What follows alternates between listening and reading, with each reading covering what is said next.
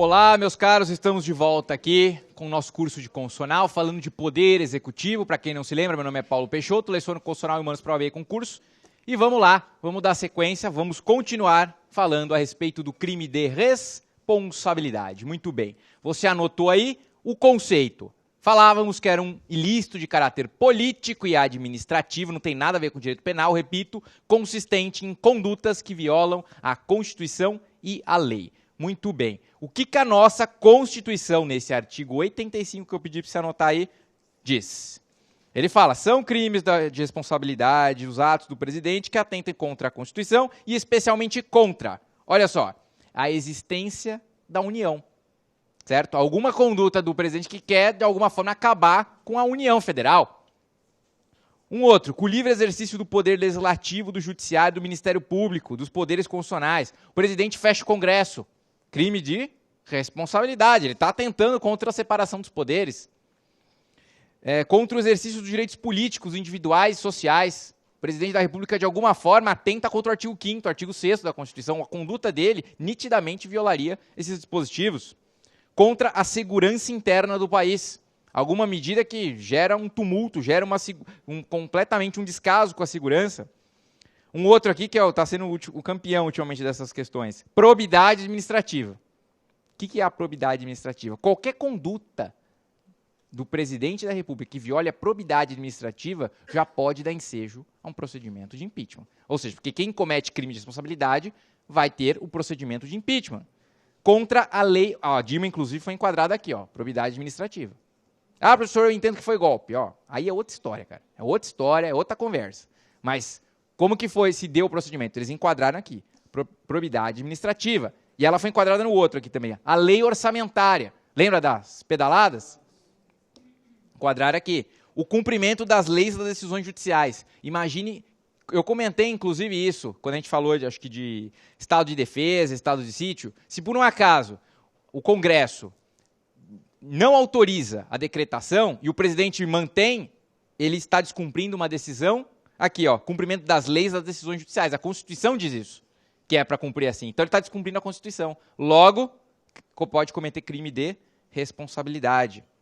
Então vejam, esses aspectos aqui são o que a nossa Constituição traz. Qualquer ato que se enquadre aqui, a princípio já pode dar ensejo ao procedimento de impeachment. Depois, essa lei aqui, 1079, ela vai destrinchar, ela vai trazer mais conduta, ela especifica mais aquilo que o artigo 85 da Constituição trouxe. O artigo 52, que eu mencionei a vocês, os incisos 1º e 2º, ele traz a hipótese contra outras, a gente pode completar aqui, outras autoridades. Eu falei que não tem só impeachment contra presidente da República, tem contra outras autoridades. Tem previsto aqui, a Lei 1079 também traz algumas outras especificações. Certo? Muito bem. Aí eu te pergunto, foi cometido o crime de responsabilidade. Qual seria aberto o processo de impeachment? Qual é a pena?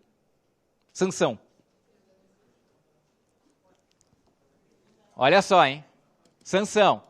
Antes de eu falar todo o processo de impeachment, vamos já pôr direto aqui, a sanção, a pena aplicável. Pena aplicável, se quiser pôr entre parênteses sanção. Você vai ler, primeiro, o artigo 52, parágrafo único.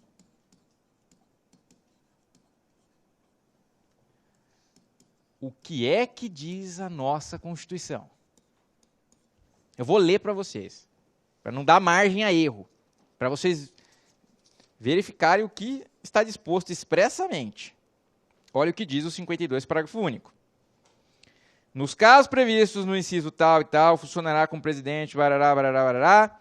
Aqui, que somente a condenação, que somente será proferida por 2/3 dos votos do Senado, a perda do cargo com inabilitação por 8 anos para o exercício das funções públicas, sem prejuízo de mais sanções. Perda do cargo com inabilitação, certo? Repito, perda do cargo com inabilitação. Para quem leu e entendeu, está claro ou não está claro que é perda do cargo com inabilitação? Ou seja, o com aqui é no sentido de e. É isso e aquilo, certo? Então, é só para deixar claro, porque às vezes tem interpretações dúbias aí, algumas coisas que aparecem por aí. Então, ó, é perda do cargo, mas com e inabilitação. Inabilitação por 8 anos. Estou frisando por quê? O que fizeram no caso da Dilma? Fatiamento do julgamento. Não, olha, ela perde o cargo, mas ela fica com os direitos políticos. Ela não fica inabilitada. Na minha Constituição, e na que vocês acabaram de ler, está expresso que é e é mais. Mas lá eles entenderam, no entendimento deles, na interpretação, era um ou talvez, e por aí. Já tem ação no STF discutindo isso. O quê?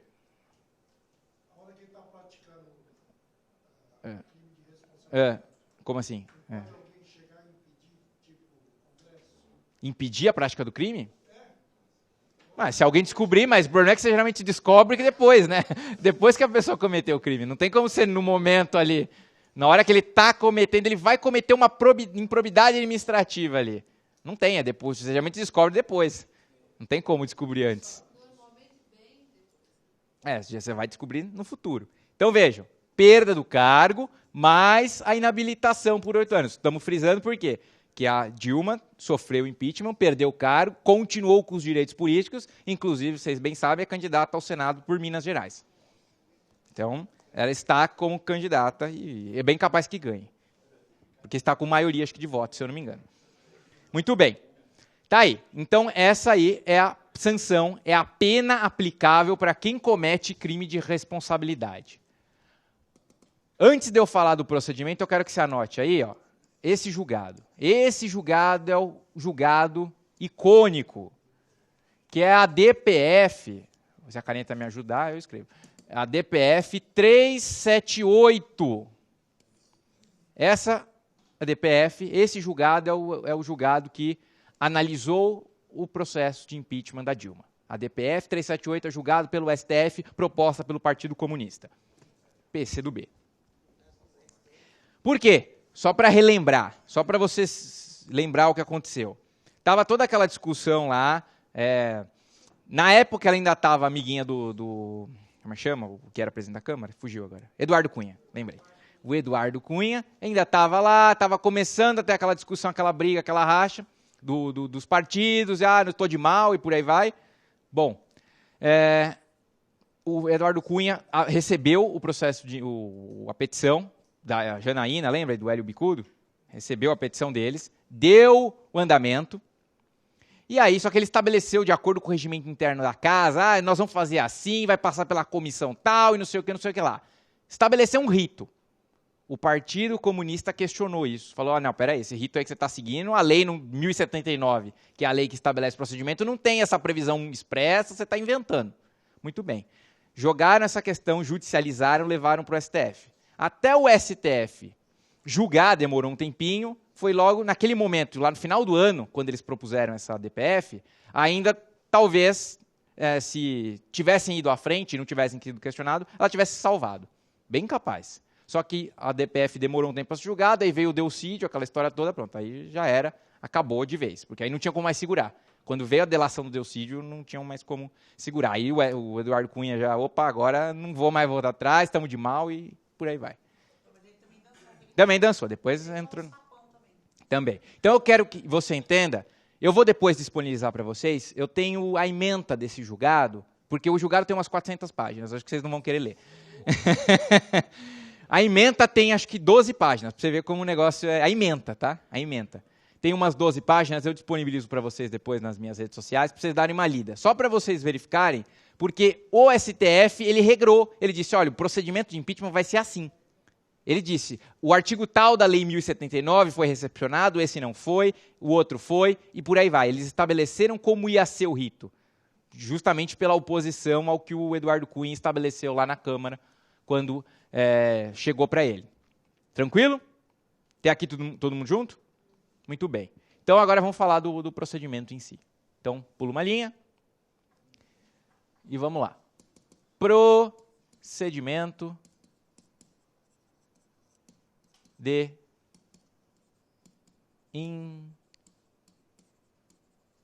impeachment, não impeachment, né? Impeachment ou impedimento.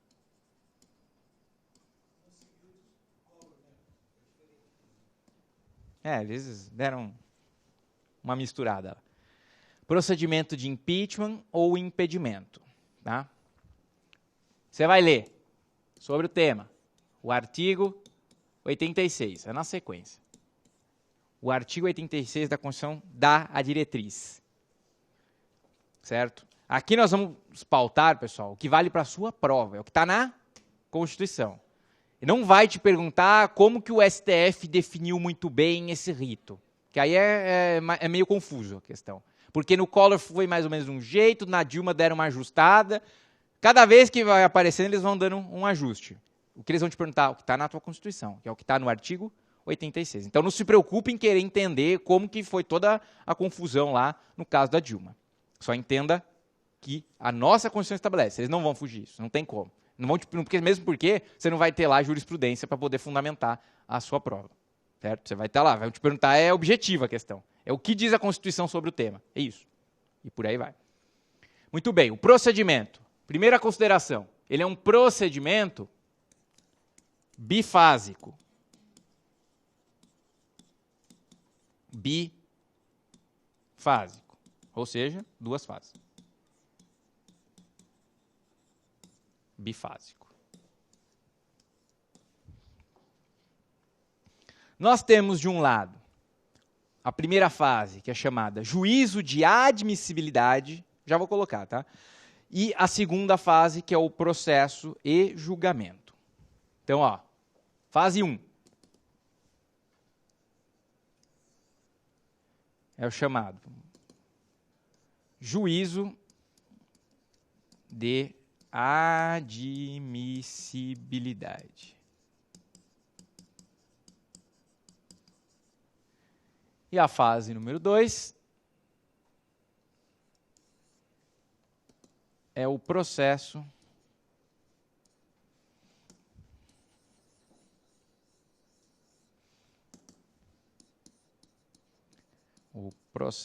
e julgamento.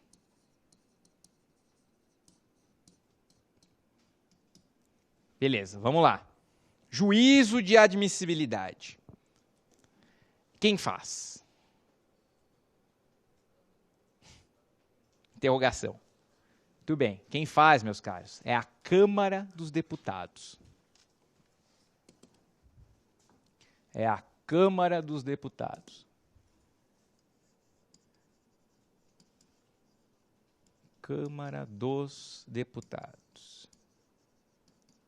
Pode aparecer para você também, juiz de admissibilidade, Câmara dos Deputados, ou essa seguinte expressão aqui, ó, Tribunal de Pronúncia.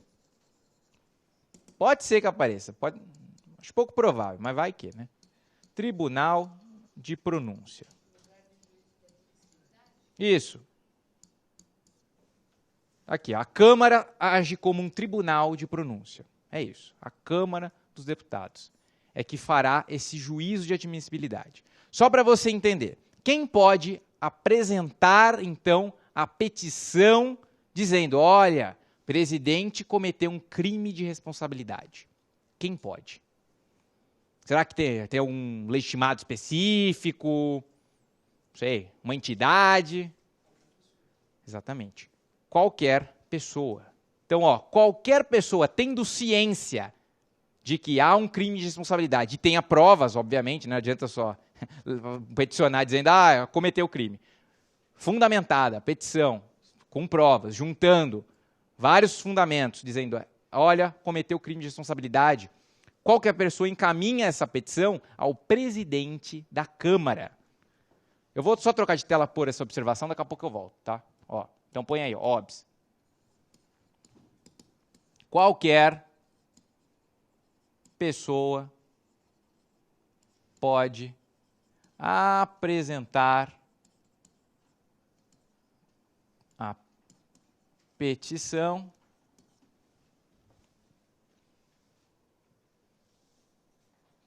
contendo a narrativa, né? Podemos dizer assim, a narrativa do crime de responsabilidade.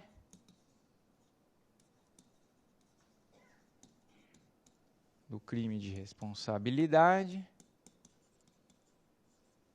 com as respectivas provas.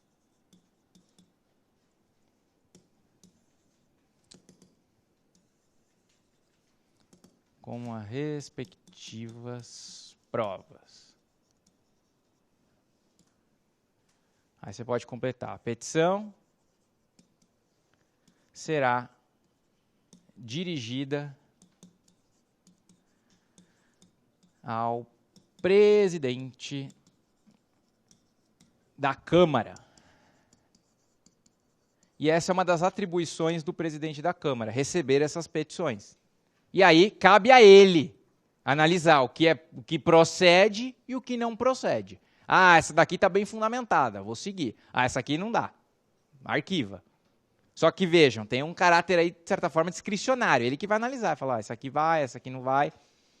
Professor, mas por que isso é permitido, de certa forma, essa discricionalidade? Vejam, meus caros, eu disse lá no início, o conceito de crime de responsabilidade tem a ver com ilícito político. Então muda de figura. Por isso que a gente não pode olhar o procedimento de impeachment, de uma certa forma, mas isso aqui é processo judicial, isso aqui é processo penal. É outra coisa, tem o juízo político, tem o elemento político no meio, e aí já muda de figura. Certo? Então é importante que você guarde isso aqui, ó, qualquer pessoa. Qualquer um, desde que, óbvio, tenha fundamento. Senão, não vai para frente. Vou voltar à tela. Câmara dos Deputados, então, faz esse juízo de admissibilidade. O presidente recebeu, disse, olha, beleza, dá para seguir isso aqui. Foi o que aconteceu lá, o Eduardo Cunha olhou e falou, tudo bem, que ali tinha uma conveniência política. Ele estava já brigado, falou, vou dar seguimento isso aqui mesmo e que se dane. Mas, enfim. Ele dá seguimento, vai passar lá pelos procedimentos, pelas comissões, relatório, não sei o que lá, enfim, chega no plenário. Plenário da Câmara dos Deputados. Lembra daquele fatídico dia do pela família, pelo cachorro, certo? Pelo Estado Democrático de Direito, pela todo mundo lá, pela vida inteira. Enfim, aquele dia em que, sim ou não? Quanto eu preciso? Qual que é o quórum para que seja, então, de fato, admitido a instauração do processo de impeachment? Eu preciso de, note aí, deixa eu dar por aqui, ó, de 2/3 da Câmara. 2/3 da Câmara.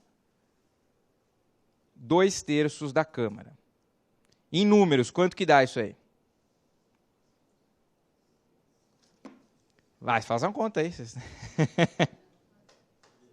Peraí, vamos começar. Professor, peraí. Primeira conversa.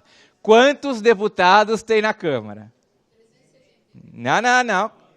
513. 513 deputados. Começa daí. Divide por 3, dá quanto? 171. Vezes 2. 342, pessoal. Fiz toda só essa brincadeira aqui, pessoal, porque às vezes ele pode trabalhar com números. Geralmente vai trabalhar com a fração, 2/3. Ele vai falar 2/3. Mas se por um acaso ele trabalhar com número, lembra, eu preciso de 242 deputados. 342 deputados. Guarda o número. 342, corresponde a 2/3. Se 342 disserem sim, está autorizado, então beleza, passou da primeira fase. Então eles querem dizer, se 342 aprovaram, pode instaurar o processo. Por isso que eu disse, é o tribunal de pronúncia, é o juízo de admissibilidade, apenas e tão somente para ver se vai instaurar o processo. É isso que o artigo 86 diz aqui. Quando ele coloca aqui, ó, admitida a acusação contra o presidente da República por 2/3 da Câmara dos Deputados, será ele submetido a julgamento perante o Senado Federal nos casos de crime de responsabilidade. Então aqui é só a primeira etapa. Beleza, pode instaurar o processo. A gente vai para a segunda etapa. Processo e julgamento. Quem faz o processo e o julgamento? Crime de responsabilidade. Processo de impeachment. Quem faz é o Senado Federal. É o Senado Federal.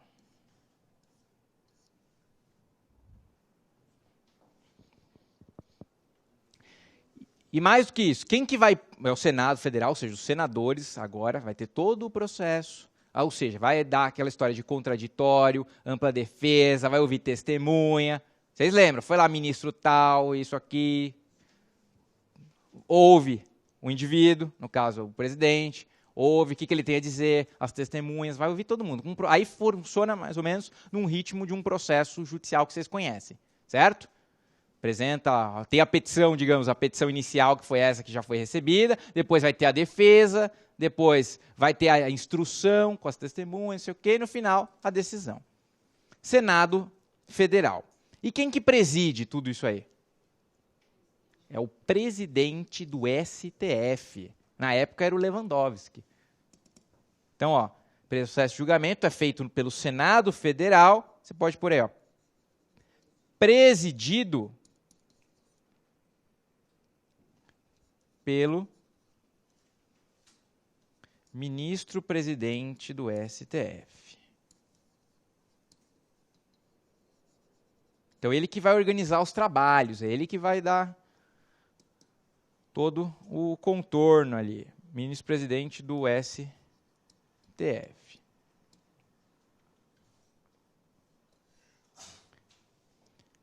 Vou trocar de tela aqui. Enquanto vocês copiam, deixa eu só... Então, ó, ministro-presidente do STF.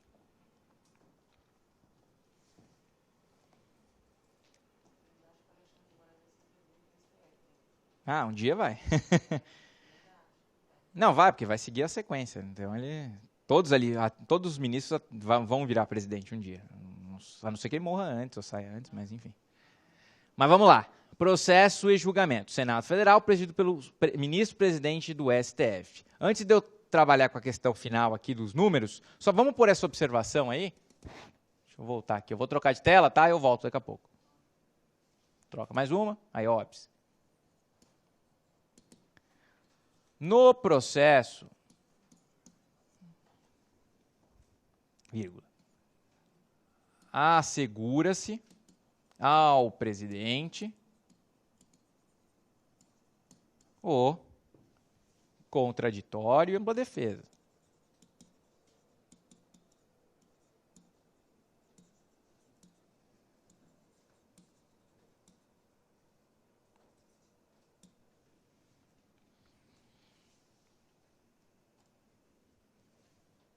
Podemos completar aqui. No processo, assegura-se ao presidente a contraditória e ampla defesa. Haverá... mas peraí, ficou esquisito isso aqui. Haverá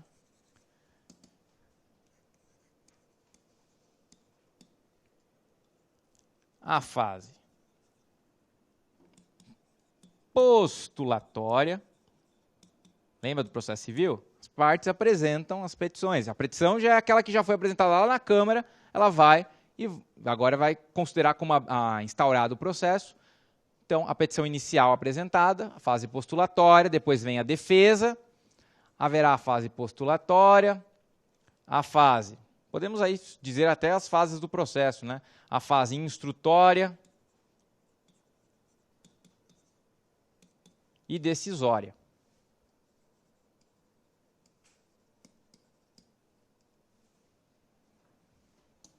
Segue o ritmo de um processo comum.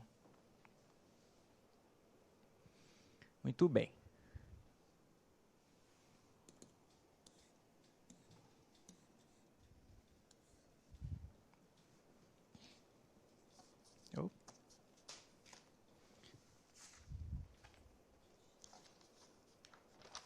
Certo?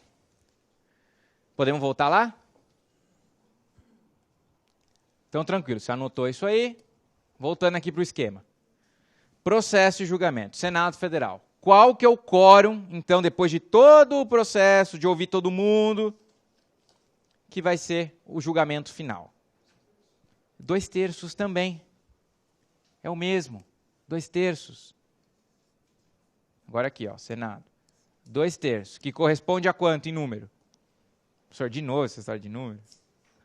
A gente é de humanas, nosso negócio não é conta. Exatamente. Se você quiser anotar o número, 54 senadores. Lembrando que no Senado nós temos 81, tá? No total. E aqui teremos, para que haja a condenação, o quórum de 2/3 do Senado, que correspondem a 54 senadores. Ou seja, 54 tem que dizer, cometeu crime de responsabilidade. Logo, deve ser aplicada a sanção, a pena. Certo? Tranquilo? Os números aí, todo mundo certinho? Então, meus caros, nesse panorama geral, é assim que se dá o processo de impedimento ou impeachment. Isso é o que a nossa Constituição estabelece com base no artigo 86. Eu te disse, aquela DPF 378, que nós mencionamos, ela mudou um pouquinho, estabeleceu umas especificações de passar por certas comissões lá na Câmara, não sei o quê. Estabeleceu também que no Senado existiria, assim que chegar no Senado, pela Constituição não diz isso, mas lá eles lembram, eu não sei se vocês se recordam, eles estabeleceram, ó, quem processa e quem julga é o Senado, pode realmente ver se quer instaurar o processo ou se quer, de fato, ter o julgamento. Tanto que eles fizeram um julgamento logo que chegou no Senado para, de certa forma, entre aspas, ratificar aquilo que a Câmara já decidiu. Eles fizeram um outro julgamento de início. Ah, peraí, vamos ver se a gente realmente concorda com a Câmara. A Constituição não diz isso, mas eles fizeram. E o STF chancelou, porque conforme eles regraram o procedimento, foi nessa lógica. Mas para a sua prova, repito, eles vão perguntar o que está na Constituição. É isso aqui. Juízo de admissibilidade, se a Câmara autorizou, vai instaurar. A ideia é essa, vai. E não o que aconteceu, que a Câmara autorizou, vamos ver de novo, vamos confirmar. Não existe isso, pelo menos na Constituição, né? Certo? Então vocês vejam que nem sempre o que está na Constituição reflete muito bem a nossa prática, o nosso dia a dia, principalmente com essas questões envolvendo aí o judiciário e tudo mais, o STF, que há várias críticas nesse sentido. Beleza? Todo mundo entendeu? Alguma dúvida? Certo? Só voltar aqui, se você quiser colocar um fundamento, deixa eu ver onde que eu pus essa parte aqui, ó, do qualquer cidadão, meus caros, só para complementar a informação aqui. Ó, eu voltei para a parte que eu falei do que qualquer cidadão pode apresentar a petição. Só para não pegar o gancho, ó, coloca aí, isso está no artigo 14 da Lei 1079. Só para complementar. Esse é o que dá fundamento aqui para que qualquer cidadão possa, então, apresentar a petição ao presidente da Câmara e por aí vai. Diga.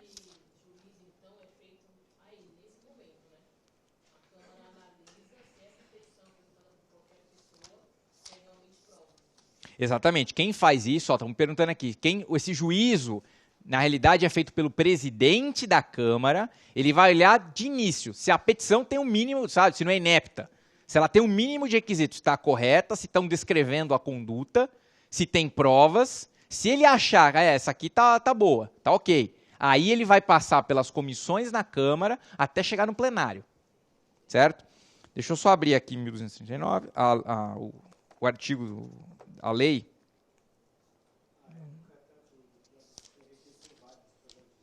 Desculpa?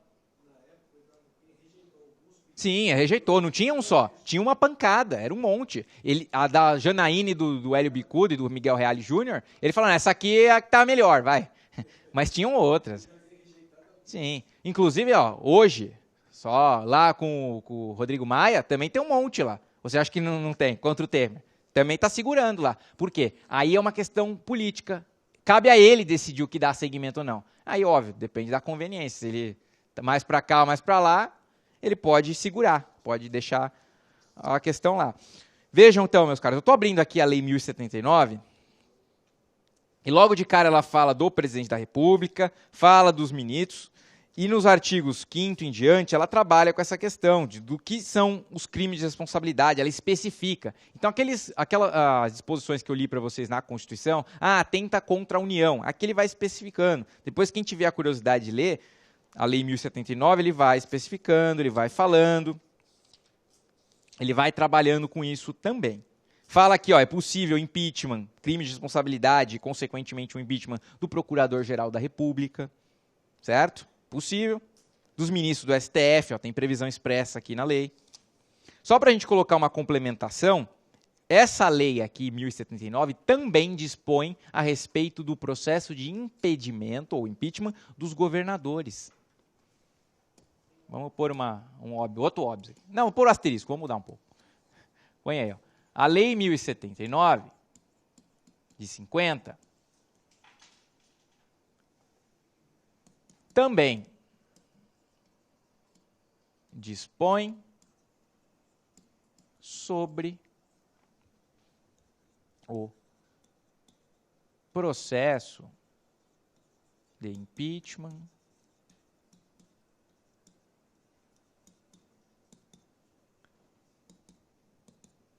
de governadores.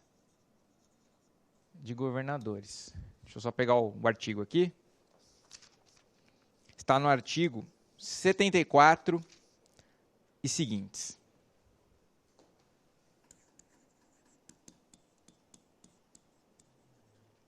Da lei 1079. Repetir aqui. 74 e seguintes, SS, tá, pessoal? Seguintes, da frente, daí para frente. Certo? Muito bem. Para a gente poder encerrar, falamos, então, crimes de responsabilidade e processo de impeachment. Mas também tem o artigo 86, trabalha com uma outra questão. A hipótese de quando o presidente da República comete crime comum. Crime comum.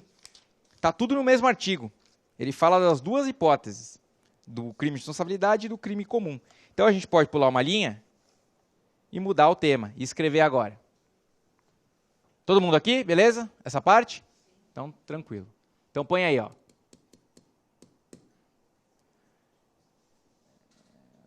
Presidente da República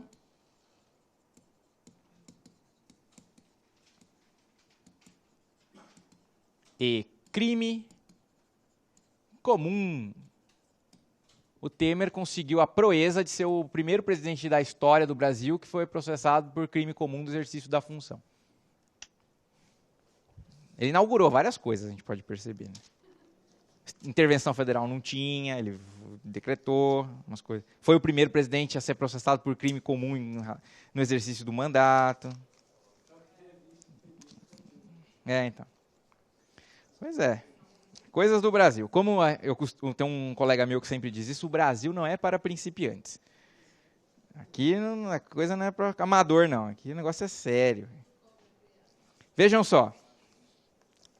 Quando o presidente comete crime comum, como é que funciona aqui? Crime comum. Aí agora sim você vai pensar no Código Penal. Tá? Código Penal. Agora aqui, ó, crime comum, quando eu digo, é Código Penal. Não tem nada a ver com ilícito político administrativo. Então, olha só. Aqui ele diz, ó, admitida a acusação contra o presidente da República por 2/3 da Câmara, será submetido a julgamento perante o STF. Então, ó, quando ele comete crime comum, temos o procedimento.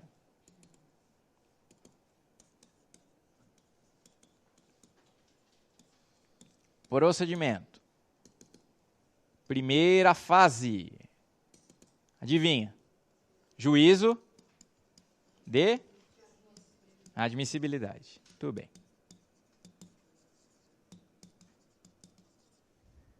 Quem faz? Tá fácil, hein? Quem faz? Não. Não. A Câmara. Câmara dos Deputados, meus caros. É a Câmara. 86. Vamos colocar aqui, né? É que vale a mesma regra, o mesmo fundamento, ó. Artigo 86, tá? Então, ó, Câmara dos Deputados, muito bem. Adivinha, se tem juízo de admissibilidade, qual que é o quórum? 2/3. Muito bem, 2/3. Então, para verificar o quê? Agora eu estou trabalhando com crime comum, meus caros. Então, é verificar se vai seguir o processo penal. Ou seja, o processo penal é instrumentalizado por meio de quê? De denúncia ou, eventualmente, queixa-crime. Mas é basicamente o Ministério Público oferecendo a denúncia.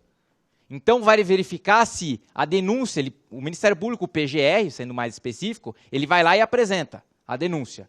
Como é que funciona isso? O STF vai receber, simplesmente, e vai dizer, ó, manda para a Câmara.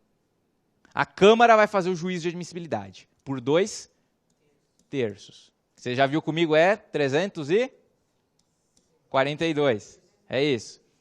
342 deputados. Se a Câmara, então, vai analisar e vai verificar. Eu permito que o processo penal siga ou não, nesse momento. É isso que a Câmara faz, esse juízo de admissibilidade, nesse momento.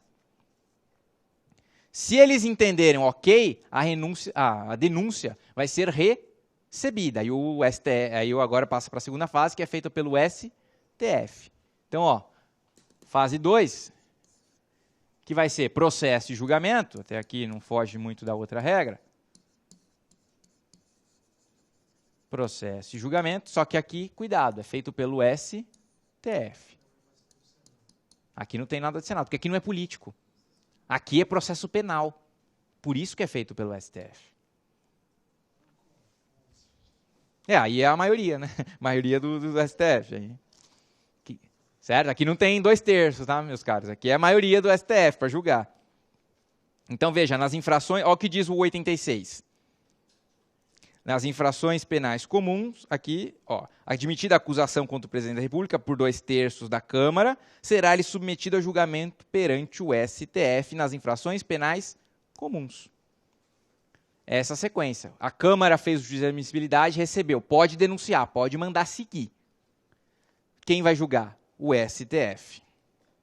Certo? E detalhe. O detalhe. Esses crimes comuns aqui são cometidos no exercício do mandato. Põe essa observação aí, ó. Óbvio. Os crimes comuns aqui tratados são em razão, vamos escrever assim, são em razão do exercício do mandato. Importante você entender isso, porque aquele cometeu crime, por exemplo, o caso lá do Joesley, aquela conversa dele com o Joesley. Ele sabia o que estava acontecendo? No mínimo, ali podemos dizer que teve prevaricação. Ele sabia da situação e não fez nada. No exercício da função. Importante escrever isso aí, ó. Os crimes comuns aqui tratados são em razão do exercício do mandato. Ele, como presidente, cometeu o crime em razão da função, ou soube de alguma coisa e não fez nada, ficou quieto. Certo? Então, aqui é isso que é importante você entender. Esse procedimento aqui se aplica nessa lógica de crimes comuns tratados, praticados em razão, no exercício do mandato. E por que eu estou frisando isso? Em resumo da função, do mandato, em razão do próprio exercício da presidência da República. E eu estou dizendo tudo isso por quê? Porque a Constituição aqui, no parágrafo 4º, ela faz uma ressalva do artigo 86. Ela diz, o presidente da República, na vigência de seu mandato, não pode ser responsabilizado por atos estranhos ao exercício da função. Ou seja, se ele está lá, digamos, o Temer está lá num bar, está jantando, num bar não, uma coisa mais chique, né? Ele está num restaurante, jantando com a Marcela, e de repente alguém lá começa a mexer com ela, e ele vai lá, e pega a faca e matou o indivíduo. Tem alguma coisa a ver com o fato dele ser presidente, com o exercício da função? Tem nada a ver. Se ele comete um homicídio ali, em razão de uma questão de um restaurante, é um fato estranho ao exercício da função. Então, a Constituição diz que ele não pode ser responsabilizado durante o mandato. Então, enquanto não acabar o mandato, fica suspensa esse crime aí, vamos dizer, e ele não pode ser responsabilizado. Depois, acabou o mandato, o Ministério Público pode cair matando em cima dele. Certo? Então, põe essa observação. 86, parágrafo 4º. Escreva aí, ó, quer ver? Essa caneta, pronto, voltou. 86, parágrafo 4º da CF. Diz assim, ó, o presidente, escreva aí, ó, maiúsculo, né? O presidente da República não pode ser responsável. É uma espécie de imunidade isso aqui. Não sei se vocês perceberam. O presidente da República não pode ser responsabilizado por atos estranhos ao exercício da função.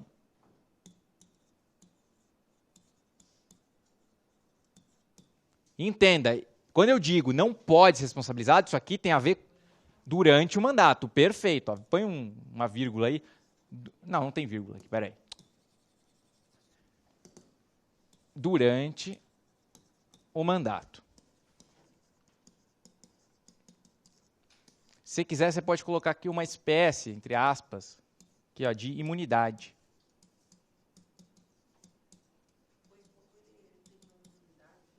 É uma espécie de imunidade. Diga.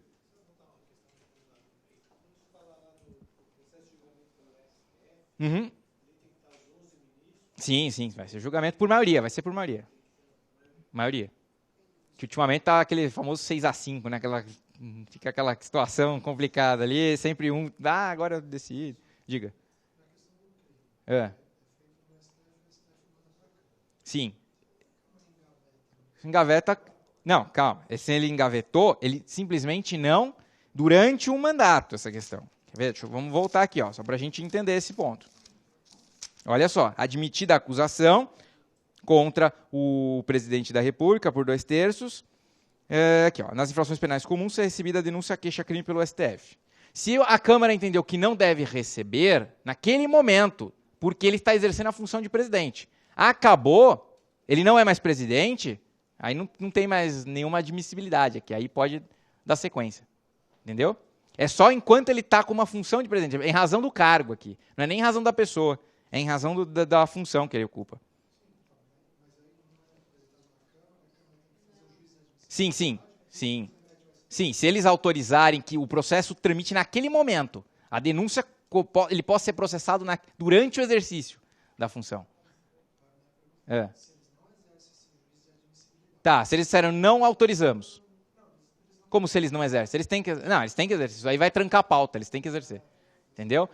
Pessoal, exatamente, vai trancar a pauta, eles têm que decidir isso daí. Eles não podem ficar pendente, porque como é que vai ficar a situação política do país sem definir se o presidente vai ser julgado ou não vai? Eles não podem ficar segurando e postergando isso daí.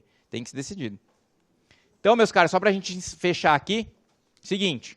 Então, ó, guarda aí, ó, artigo 86, parágrafo 4º. Ele não pode ser responsabilizado por atos estranhos ao exercício do mandato durante o mandato. Acabou o mandato, inclusive tem um monte ali, não só na questão do Temer, tem um monte. Assim que dia 1º de janeiro, se ele não conseguir um cargo público que deu um foro de prerrogativa para ele, qualquer coisa aí, primeira instância vai seguir os processos. Todos os processos que estão parados vão ser dados segmentos, certo? Exatamente. Então é só você entender essa questão. E aqui, ó, tem mais um detalhe para a gente encerrar. O parágrafo 3º do 86 diz: enquanto não sobrevier sentença condenatória nas infrações comuns, o presidente não estará sujeito à prisão. Então, ó, para fechar, 86, parágrafo 3º. É uma imunidade aqui à prisão. Ou seja, prisão somente com sentença, no caso de crime comum, né? Vamos só especificar, sem prisão crime comum, sentença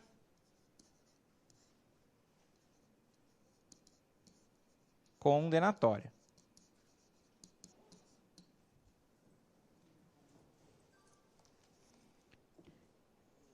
Então, ó, enquanto não sobrevier, ou seja, só pode ser preso, o presidente só será preso, prisão, em razão de prática de crime comum, se tiver sentença condenatória.